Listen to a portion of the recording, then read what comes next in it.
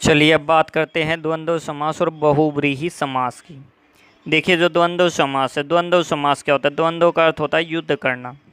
तो ये कहते हैं जिस समास में दोनों पद ही प्रधान होते हैं, आपस में युद्ध चलता रहता है तो कोई प्रधान नहीं होता, कहने का अर्थ दोनों ही प्रधान होते हैं तथा विग्रह करने पर दोनों के बीच में और या अथवा इस तरह के योजकों का इस्तेमाल होता है, उसे कहते हैं द्वंद्व समास।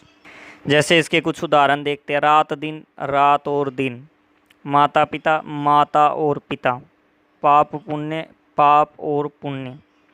ऐसे ही दाल भात, दाल और भात। मोह माया, मोह और माया। सुख दुख, सुख और दुख। गुरु शिष्य, गुरु और शिष्य या गुरु या शिष्य। पाप पुण्य का पाप या पुण्य, ऐसे भी हो सकता है। नर नारी, नर और नारी। देश विदेश, देश और विदेश। अन्न जल, अन्न और जल। धन दौलत, धन और दौलत। दीन दुखी, दीन और दुखी। रुचि अरुचि, रुचि और अरुचि। तो इस प्रकार जो है इसमें बहुत सारे इस तरह के ही समस्त पद होते हैं जिनमें ओ जब समास विग्रह करते हैं तो और या अथवा इस तरह के योजकों का इस्तेमाल किया जाता है। तो ये था द्वंद्व समास जिसमें दोनों ही पद प्रधान होते हैं। अब बात करते हैं बहुव्रीहि समास की। देखिए बहुव्रीहि समास जो है, इस समास में पूर्व पद एवं उत्तर पद इन दोनों में से कोई भी प्रधान नहीं होता, बल्कि किसी तीसरे पद की ओर ये संकेत करते हैं। वहाँ पर होता है बहुव्रीहि समास। उदाहरण के तौर पर समझते हैं, जैसे नीलकंठ। तो नीलकंठ का यहाँ पर होता है, नीला है कंठ जिसका अर्थात शिव जी। लेकिन नील और कंठ इन दोनों को छोड़कर तीसरा अर्थ की तरफ संकेत अर्थात शिव जी की तरफ, तो इसलिए यहाँ पर है बहुव्रीहि समास। ऐसे ही चलिए कुछ और उदाहरण इसके देखते हैं। तो इसके हैं जैसे कैलाशपति, कैलाश पर्वत का स्वामी अर्थात शिव जी। महादेव, महान है जो देव अर्थात शिव जी।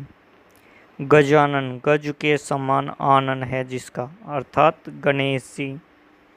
घनश्याम, घन के समान श्याम है जो अर्थात श्री कृष्ण।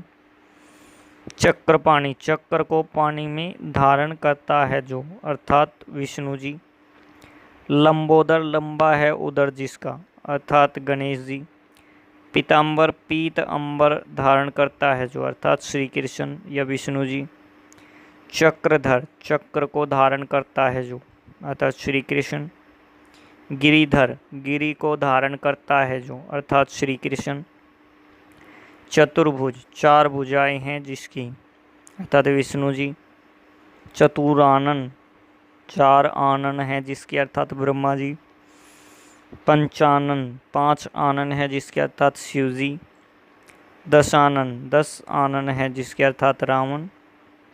12 सिंगा, 12 सींग है जिसके अर्थात एक विशेष प्राणी।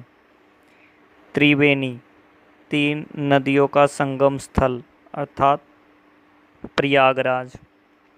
मेघनाद, मेघ के समान गर्जना है करता जो अर्थात रावण पुत्र। निशाचर, रात को भ्रमण करता है जो अर्थात राक्षस। मृगनयनी, मृग के समान आँखें है जिसकी अर्थात सुंदर स्त्री। अंशुमाली, अंशु क्या होती है? किरणें होती है, किरणें। तो ये क्या कहते हैं? अंशु है माला जिसकी अर्थात सूर्य। ऐसे ही है महावीर, महान वीर है जो अर्थात हनुमान। पद्मासना, पद्म आसन है जिसका अर्थात सरस्वती। चंद्रशेखर, चंद्रमा है शेखर पर जिसकी अर्थात शिव जी। तो शेखर का अर्थ क्या होता है? माथे पर। इसी प्रकार दिगंबर, दिशाए ही अंबर है जिसका अर्थात जैन मुनि। अंबर क्या होता है? वस्त्र। ये हमने पीताम्बर में भी पढ़ा था। तो इस प्रकार ये जो है क्या है, ये बहुव्रीहि समास के उदाहरण थे।